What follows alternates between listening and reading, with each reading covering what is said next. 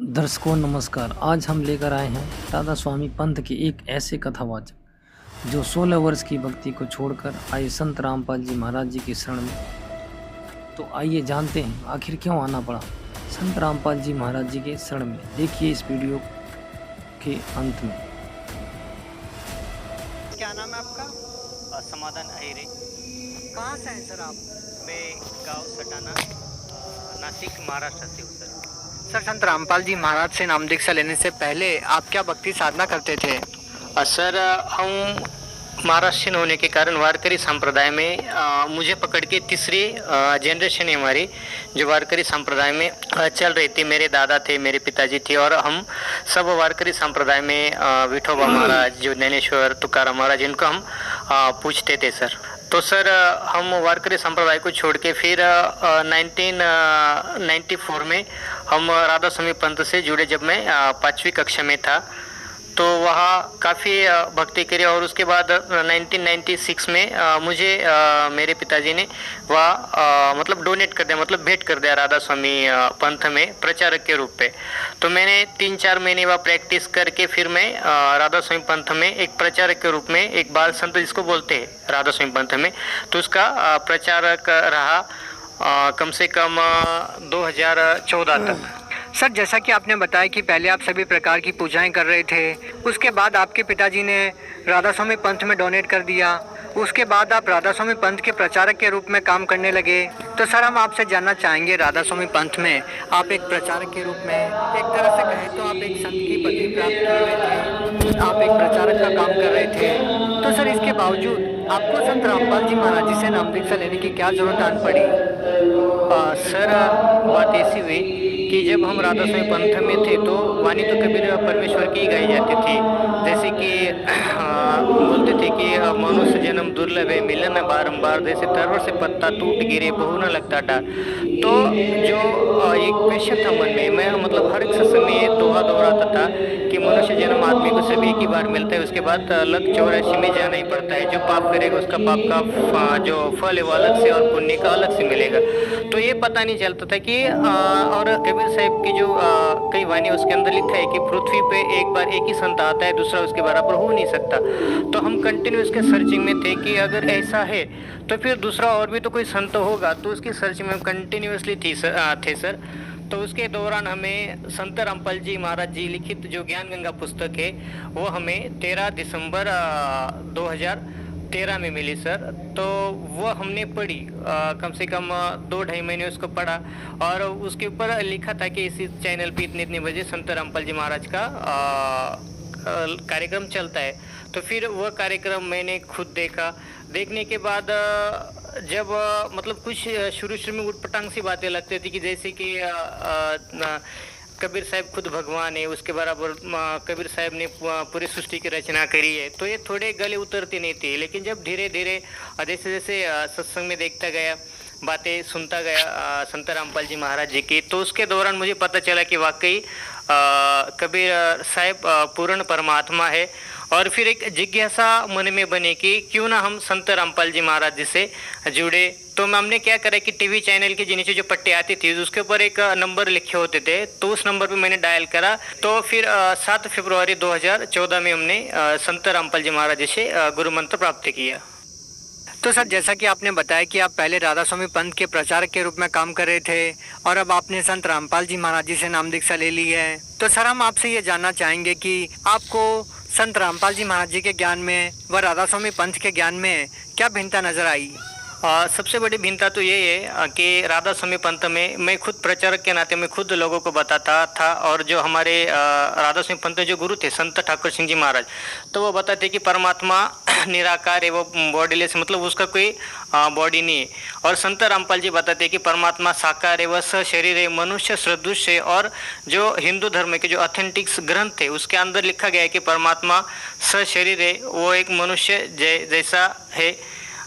ये फर्क है। और दूसरा जो पूजा की विधि राधा स्वामी पंथ में 3-3 घंटे बैठ के ध्यान लगाना पड़ता था, और 1 घंटा दोनों कानों में ऐसी उंगलियां दबा के कान दबा के वो जो धुन थी अंदर की, तो वो सुनने को बोलते थे। और ये सब चीज़ें हमें कहीं ना कहीं मतलब राधा स्वामी पंथ में अच्छी नहीं लगी। और जो संत रामपाल जी महाराज जो ज्ञान देते थे तो वेदों के अनुसार देते थे, और जबकि राधा स्वामी पंथ में ना तो किसी गीता का आधार लिया जाता है, वो तो बस सुने सुनाई और कबीर परमात्मा की वाणी के ऊपर ही वो कुछ थोड़ा बहुत विश्लेषण बताते हैं। जबकि संत रामपाल जी महाराज 4 वेद 7 शास्त्र 18 पुराण इसका जो निचोड़ निकाल के और जो शास्त्र शुद्ध ज्ञान है वो बताते, ये डिफरेंस मेरे को लगा। तो राधा स्वामी पंथ में जब भी हमें कोई प्रॉब्लम होती थी तो जब हम अपने गुरु से पूछते थे संत ठाकर सिंह महाराज जी से, तो गुरु जी हमें ये प्रॉब्लम क्यों रही, तो वो बताते थे कि बेटा ये प्रॉब्लम पाप कर्म दंड जो है वो भोगने से ही समाप्त होता है। जबकि संत रामपाल जी महाराज और जो अपने वेद है उसके अंदर लिखा गया है कि परम संत रामपाल जी महाराज बताते हैं कि पूर्ण संत जो होता है वो पाप घोर से घोर पाप कर्मों को भी वो काट देता है, और वेद में उसका प्रमाण भी है। संत रामपाल जी महाराज वेदों के अनुसार बताते हैं कि पूर्ण परमात्मा साधक की अगर आयु कम भी हो तो वो भी अपने वो आयु भी बढ़ा देता है और घोर से घोर पाप भी वो काट देता है। सर, जैसा कि सभी लोग जानते हैं कि हिंदू धर्म में एक मान्यता है कि गुरु नहीं बदलना चाहिए, गुरु बदलना पाप है। तो सर, पहले आपने राधा स्वामी पंथ के संत ठाकर सिंह जी महाराज से आपने नाम दीक्षा ले रखी थी और अब आपने संत रामपाल जी महाराज जी को गुरु बना लिया है। तो सर, आपको कहीं ना कहीं ये नहीं लगता कि गुरु बदल के आपने कोई पाप किया? नहीं सर, मुझे तो ऐसा बिल्कुल नहीं लगता। अगर उदाहरण ही देना चाहे, अगर एक गांव का डॉक्टर है, फैमिली डॉक्टर है, अगर मुझे बुखार है, अगर बुखार नहीं उतर रहा तो डॉक्टर मेरे को 1-2 दिन वहाँ रखेगा और नेक्स्ट दिन मेरे को बोलेगा कि भाई तेरा बुखार नहीं उतरा तो अगले डॉक्टर के पास जा। अगर उससे भी वो बीमारी ठीक नहीं होती तो और अगले डॉक्टर के पास वो रेफर कर देता है। उसी प्रकार अगर एक संत से हमें पूर्ण ज्ञान हमारी तसल्ली या वेदों के अनुसार अगर मैच नहीं करता है तो गुरु बदलना कोई पाप नहीं। जैसे दत्तात्रेय ने 24 गुरु किए थे, तो इस प्रकार मुझे तो कहीं नहीं लगता कि गुरु बदलना पाप है। तो सर, ये तो रही ज्ञान की बात, लेकिन हम आपसे ये जानना चाहेंगे सबसे पहले कि जब आपने संत रामपाल जी महाराज जी से नाम दीक्षा ली तो क्या संत रामपाल जी महाराज जी से नाम दीक्षा लेने के बाद, उनके द्वारा दी गई भक्ति को करने के बाद क्या आपको कोई आध्यात्मिक लाभ भी मिले?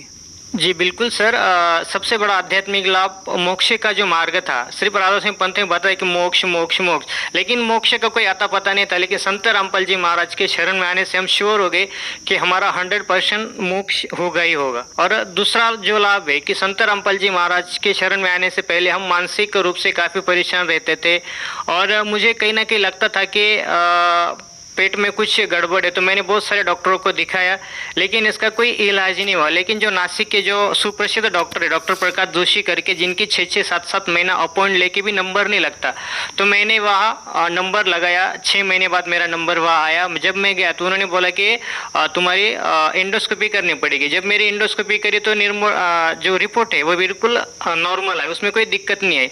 फिर हमारे डॉक्टर बोले कि आपको जो मानस रोग तज्ञ है तो उनके पास आपको ले चलना चाहिए। तो फिर उसी दिन वो मेरे को उस डॉक्टर मूल्य करके तो उनके पास भी लेके गए। तो मैंने कम से कम 6-7 महीने वो मानसिक रूप की जो दवाइयाँ होती है तो वो भी मैंने खाई, लेकिन वहाँ कोई किसी प्रकार का मेरे को लाभ नहीं हुआ। लेकिन जब मैंने संत रामपाल जी महाराज की शरण ग्रहण करी तो सभी जो दुख, जो व्याधि थी, जो बीमारियाँ थी, वो परमात्मा की संत रामपाल जी महाराज जी की दया से सब नष्ट हो गई। सर, मैं आज पूरी तरह स्वस्थ हूँ और किसी प्रकार का कोई शारीरिक कष्ट नहीं है।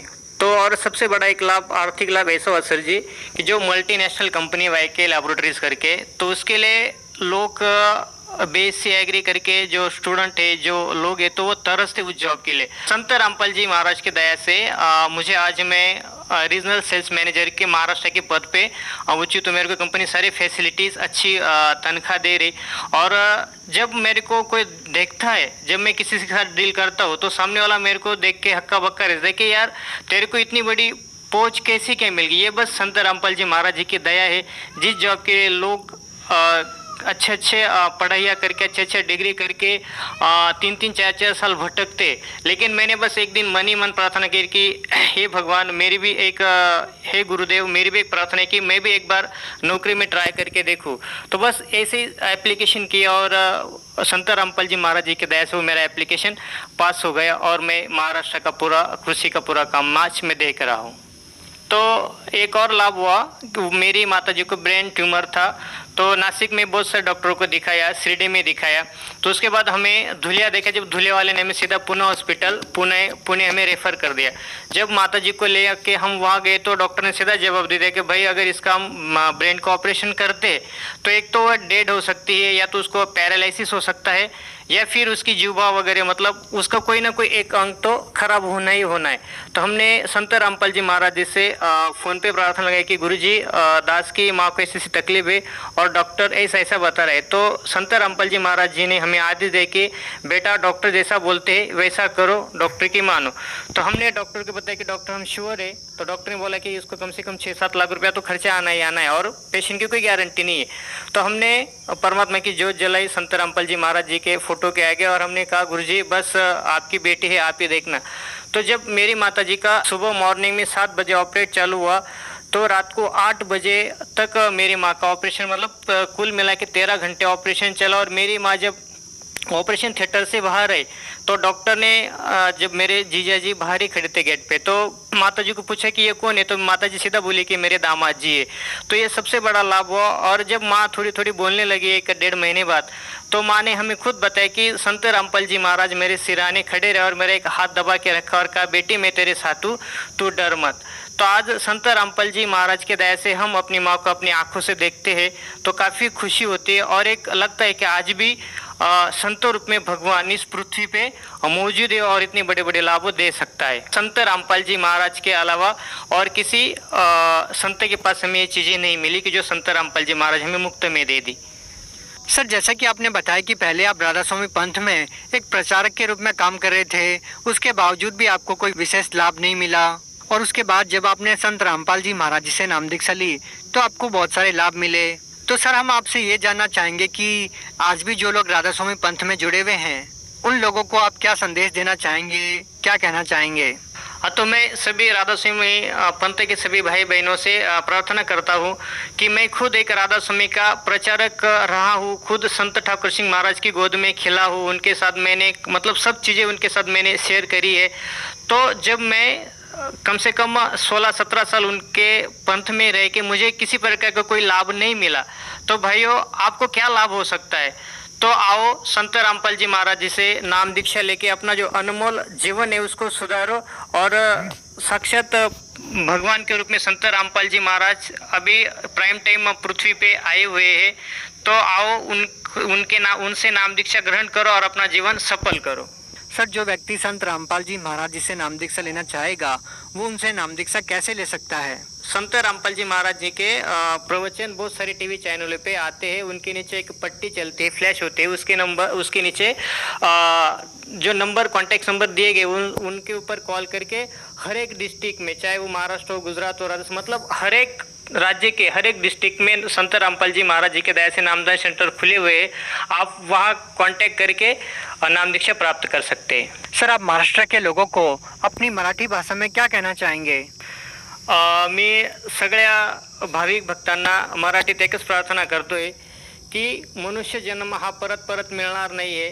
कारण एक तुकाराम महाराजांचं एक अभंग आहे, नको नको मना गुंतू माया जाळी, काल आला जवळ ग्रासावा, या काळाची ही उडी पडेल बा जेव्हा, सोडविना तेव्हा माय बाप। जर काळाची उडी, मग संत तुकाराम महाराजांना काळ या शब्दाची वापरायची काय गरज पडली? तर त्याच्यामुळे मी सगळ्यांना प्रार्थना करतो की काळाची उडी केव्हा पडेल, कधी पडेल, कोणावर पडेल काही सांगता येत नाही। त्याच्यामुळे सगळ्या भाविक भक्तांना, महाराष्ट्रवासीयांना दासाची करबद्ध प्रार्थना आहे हात जोडून की प्रत्येकाने संत रामपालजी महाराजांच्या शरणेतून आपल्या मनुष्य जीवनाचं कल्याण करावे, ही सगळ्यांना हात जोडून प्रार्थना। जी, बहुत बहुत धन्यवाद। ये अनमोल ज्ञान जगत गुरु तत्वदर्शी संत रामपाल जी महाराज के सत्संगों का अंश मात्र है। संपूर्ण आध्यात्मिक ज्ञान के लिए सुनिए संत रामपाल जी महाराज के मंगल प्रवचन। आप संत रामपाल जी महाराज जी के मंगल प्रवचन संत रामपाल जी महाराज एप्लीकेशन पर भी सुन सकते हैं तथा उनके द्वारा लिखी पुस्तकें भी डाउनलोड कर सकते हैं।